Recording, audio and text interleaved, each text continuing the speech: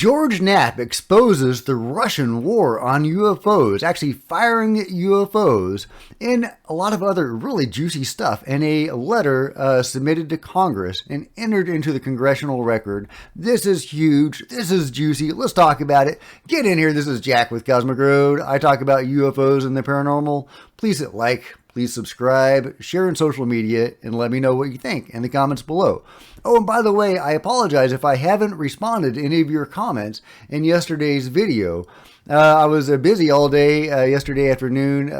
My MUFON group, and I was part of it, one of the presenters, was presenting the history of cattle mutilations and other lore and information about cattle mutilations to the good people of Madison County, where there has been a rash of cattle mutilations here in the Brazos Valley in Texas, where my MUFON chapter is.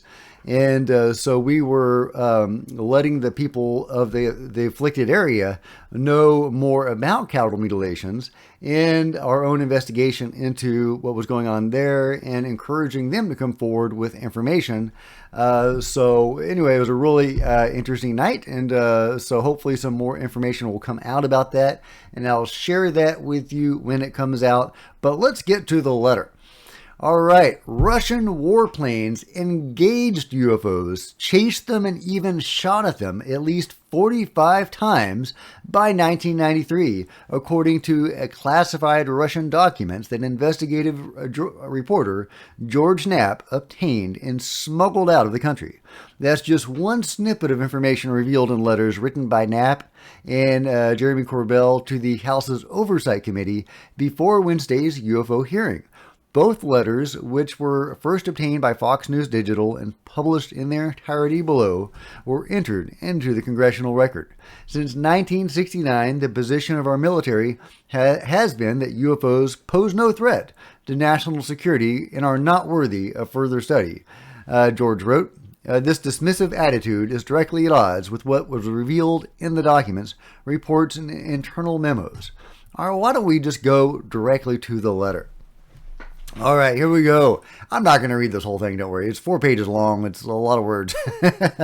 But let's read a little bit of it. Dear Representative Burchett and members of the committee, thank you for inviting me to share some information that hopefully will be useful to your pursuit of U.A.P. transparency. The public appreciates your courage in tackling this still controversial subject, especially in light of the inevitable pushback members of Congress have already faced for daring to ask basic questions. I'm not going to read the whole thing, but on page 2, he talks about Robert Bigelow in Skinwalker Ranch. That's right, Skinwalker Ranch is now part of the congressional record, as of course it should be, since that's really where all of this began. We wouldn't be having this conversation without Skinwalker Ranch. That's where the government programs that we know of, ALSAT, namely, and later ATIP, and Lou Elizondo, all that directly came out of Skinwalker Ranch and the government's study of Skinwalker Ranch. So it's awesome that this is being talked about in a letter entered into the congressional record. I love it. Are they going to talk about dogmen next? Portals? I love it. Bring it on, guys. But then he goes on talking about what he learned in Russia. And this is really juicy, guys. All right, he's talking about, as we learned, Russian leaders commissioned an unprecedented UFO investigation. The order went out to all units in the vast Russian military empire that any UFO incident or report must be fully investigated. Witnesses interviewed, evidence collected, and then all of those materials were forwarded to an office inside the Ministry of Defense. The study lasted a full 10 years and was likely the largest UFO investigation ever undertaken. Thousands of case files were accumulated. Nearly all the witnesses who were interviewed were military personnel. Many of the incidents described to me by the program's director, Colonel Sokolov, were alarming. Sokolov said there had been 45 incidents in which Russian warplanes engaged with UFOs, chased them, even shot at them. In most incidents, the UFOs shot away at unbelievable speeds, but in 3 incidents, the Russian warplanes were dibbled and crashed. I don't know that word, dibbled. Two of the pilots were killed. After those incidents, the MOD, the Ministry of Defense, issued a nationwide order that UFOs should be left alone because, in the words of a top air defense official, they may have incredible capacities for retaliation. I mean, no joke. We're talking about spaceships, guys. I mean, these may be other dimensional beings and vehicles. We don't know. Of course, they're going to have incredible capacities for retaliation. Probably not a great idea to shoot at them, honestly. But that is so weird because sometimes they're able to bring these down. It's just so weird. Anyway, and I've described some ways that may be possible in other videos outside the scope of this video. Colonel Sokolov also shared information about an alarming incident at a Russian ICBM base in the Ukraine. UFOs appeared over the base, performed astonishing maneuvers in front of stunned eyewitnesses, and then somehow took control of the launch system. The missiles aimed at the U.S. were suddenly fired up. Launch control codes were somehow entered, and the base was unable to stop what could have initiated World War III. Then, just as suddenly, the UFOs disappeared, and the launch control system shut down. And I've talked about that incident before on the channel. It's really interesting that the UFOs that interacted with the U.S. nuclear silos would shut off our nukes, our missiles, but in Russia they actually activated them. And I've also heard a theory as to why that might be possible. The beings were trying to highlight our various stances with nuclear missiles and the problems inherent in those stances. The U.S. had a defensive stance. We would fire only in the event of being fired upon. And so it was highlighting our, vulnerability. And in the Russia's case, they had a more aggressive stance. So it was highlighting the problem with their more aggressive stance. Okay, you're going to fire first? All right, we'll fire first. We're going to trigger your nukes. So that is one theory as to why the beings acted differently to the U.S. and the Russian nuclear facilities. But again, that's just a theory. It goes on to talk about the New York Times article in 2017, Lou Elizondo and ATIP. And, I would hope that the Congressional Committee would be fully aware of all of that. But you don't know. The letter goes on to say the very first case investigated by OSAP was the Tic Tac incident from 2004. An initial report was compiled by the DIA personnel, then shared with OSAP. A much larger 140-page report, packed with detailed analysis of the Tic Tac and its capabilities, was written by OSAP scientists and engineers. Neither Congress nor the public has ever seen the Tic Tac report or any of the other 100-plus research papers. Whoa, guys. What are they holding back from Congress? Well, obviously they're holding a lot.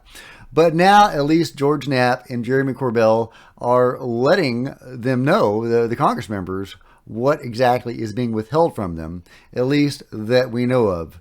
Clearly, a lot more is being withheld from them, but at least now we have some specifics to work with, right? One of the things that led to the demise of OSAP was the pursuit of certain exotic materials rumored to exist within special access programs. One condition, and of course they're talking about ships, right? Down to UFOs and material. One condition of the Bigelow contract with DIA was that Bigelow's aerospace plant in Las Vegas must be engineered so that it could accept, store, and study certain exotic materials. OSAP managers believe these materials were collected from sites where unknown aircraft crashed. When Dr. Lukatsky began pressing the issue, seeking access to the exotic materials, he was met with harsh rebukes. The door, in essence, was slammed in his face, and powerful interests began to apply pressure to end OSAP. It lasted a mere 27 months before the plug was pulled instead of a 5-year operation as planned by the DIA. OSAP investigated a wider range of phenomena than mystery craft seen in the sky. Some of the encounters reported by intelligence operatives were downright weird. OSAP personnel suspected that the sighting of weird creatures and bizarre phenomena and the proximity of UFO activity might be some sort of unintentional side effect of a technology that is seemingly beyond anything we currently possess. The overall directive guiding the study was that they follow the evidence, no matter where it led, in order to gain an understanding of the big picture and not to limit the investigation to lights in the sky or fleeting glimpses on radar or other sensors. Had OSAP been allowed to continue, our country might have some answers by now. Well, they might have some answers, but they might not be telling Congress about it. I don't know. I mean, they wrote a 140-page report on the Tic Tac, and that has not been delivered to Congress. Oh, gosh. Yeah, I mean, they know about it, and they can't get it. So frustrating. But maybe now that George is bringing this to their attention and really letting them know what is being withheld, they will be motivated to seek this out and get access to it. Hats off. I hope it works, guys. Godspeed. George says, "It is my honor to bring this information forward to Congress and to clarify some of the misinformation that has been widely circulated. After OSAP ended, ATIP was created from its ashes.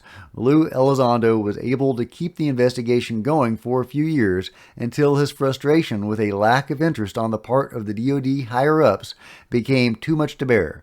His exposure of the existence of ATIP was a major factor in the eventual creation of the U.A.P. task force in later of Arrow. The world still has very limited understanding of the important work done for DIA and OSAP.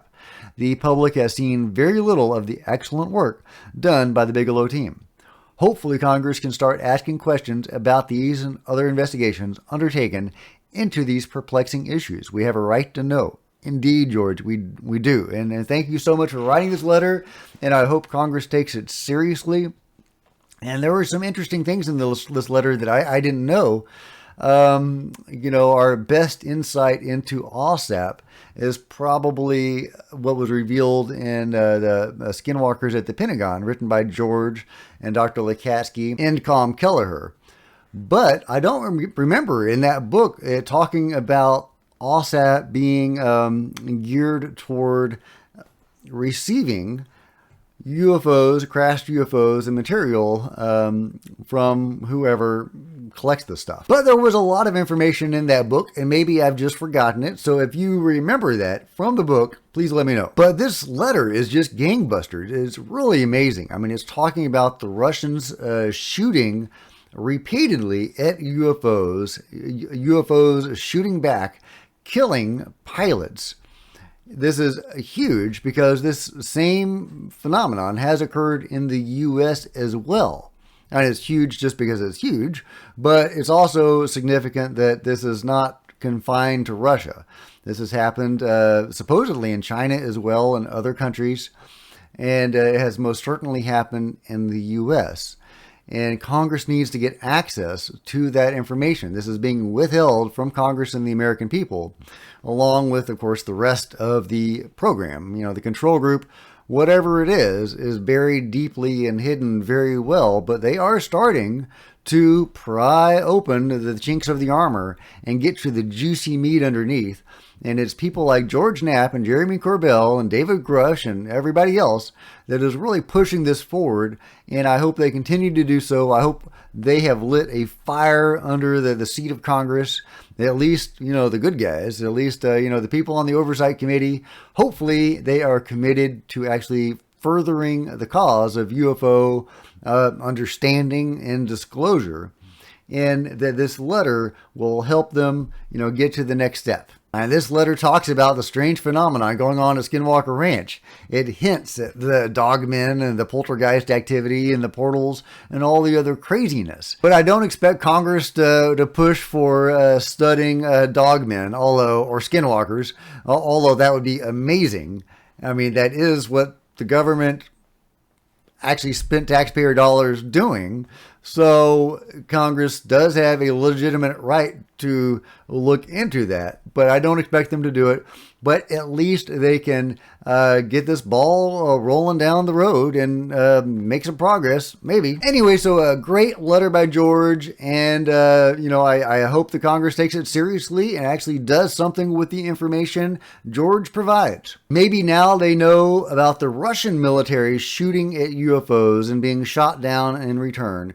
Maybe they can extrapolate that to say, hey, maybe that's happened here. Maybe we can find out about it. And I hope they do. And I hope when they do, they inform the American people about it. Or will the control group find a way to co-opt the Oversight Committee, just as it seemingly has co-opted the intelligence committees in both chambers of Congress? Because remember, David Grush testified to the intelligence committees in both chambers, the Senate and the House, 2 years ago.